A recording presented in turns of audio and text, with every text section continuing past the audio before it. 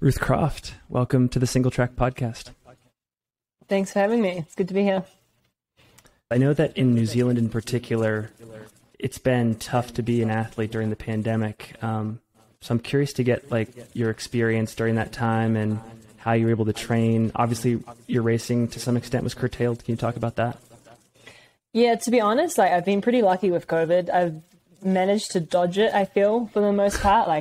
When it was starting, when the first initial lockdown, I was obviously in New Zealand for a bit longer than what I normally would be. But I still got over to Europe that summer.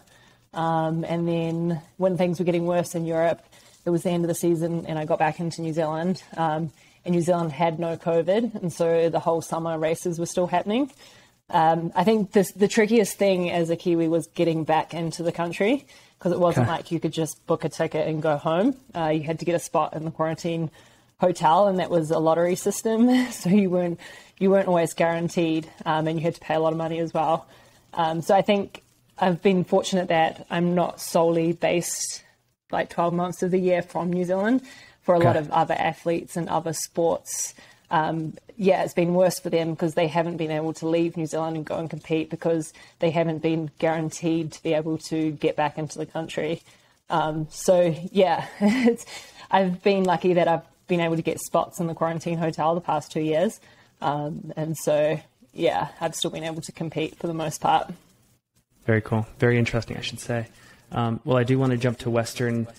It's interesting. I've talked to a lot of athletes that are getting ready for this race, and one of the common themes is doing a pretty substantial amount of road work leading into the race, and it looks like you've done a lot of that too. It was a staple of your block in 2021.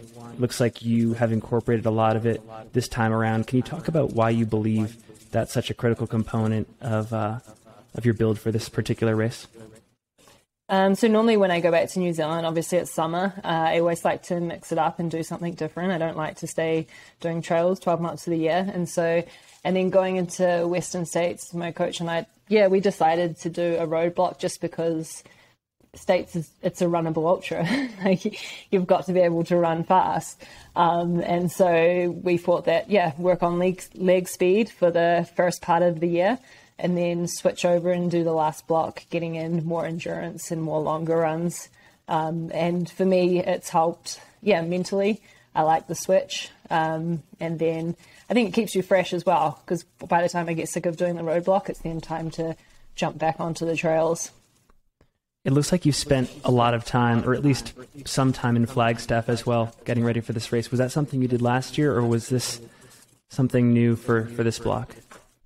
It was new. I felt like last year when I came over to the States, I had about 5 weeks and I'd just done UTA 50 in Australia. And so by the time I recovered from that, got over jet lag, and then you have to think of the taper on the other end. I only had probably 3 weeks of kind of trying to find my trail legs, and it just wasn't long enough. And so this year we decided I would come over to the States earlier. So I came over beginning of May. And I went to Flagstaff just because you've got altitude, you've got the canyons, you can find heat as well. And just to mix it up, I didn't want to be in California training on the course for 8 weeks. We are about a week removed from race day, and I'm curious, just given all the work you've done in the last couple of weeks and months, how do you feel today compared to this same point, a week before the race last year? Pretty similar, actually. Yeah. I think I was talking to someone about it. It's quite different psychologically. I think when you do it your first time, you don't know what you're getting yourself into. So sometimes I think that can be a better place to be. This time around, I know what it's all about. But I think there's a lot of learnings I can take from last year and carry them forward going into this year. And then I'm curious about your motivations heading into this race, because you had an excellent race last year. I think you got second place. Is your return this year motivated by a desire to win the race, or are there other reasons you come back? Yeah, I'd love to win. I think any elite female on that start line, we're all there for the same thing. Definitely, as I said, last year I did it for the first time, first 100 miler, and after probably a month removed from the race, I started thinking, how could I come back and how could I do it better? Was that your first 100-mile race as well? Yeah, it was. Yeah. So I'm guessing you feel a lot more comfortable with the distance. Do you have any more thoughts about it? Because if I remember correctly, like last year, you had expressed some hesitancy with that type of race. To some extent, you seemed kind of reluctant to try Western. Like, how do you feel now? Yeah, I think I said that quite a lot straight after the race on any interviews. I was like, oh yeah, I don't want to do this again. I was pretty destroyed just physically, and it took me probably 3 months to get back to feeling normal running again. But obviously, as I said, there's that curiosity of how can I do it better? And so, yeah, I'm a bit of a sucker for punishment, so I'm back to give it another go. The last question I have for you in terms of goals and expectations for race day, I'm curious. There's a 10-year-old course record at Western States held by Ellie Greenwood, and obviously a lot of things are weather dependent, but in addition to trying to win the race, do you have your sights set on setting a new course record as well? Like you say, it's very much weather dependent, and I don't think going out and shooting for the record is a smart way to race. That's just me personally. I think you go out there, you race the course first, and then you see how it goes later on in the day if it's on for the record or not. And yeah, I just had such a good time last year. I didn't think I would say that for 100 miles. And so this year I just want to try and, not put the pressure on, just go out there, have fun, and then see how the day unfolds. Very cool. Last question I have for you. There's a lot of gearheads in the audience, and they're curious, like, what are you wearing on race day? What shoes, pack, stuff like that?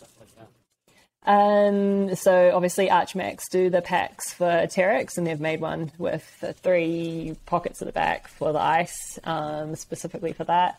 And then for shoes, I'll be starting in the Speed Ultras, and then I'm not too sure yet, haven't decided what I'm going to transition to from Robinson Flat.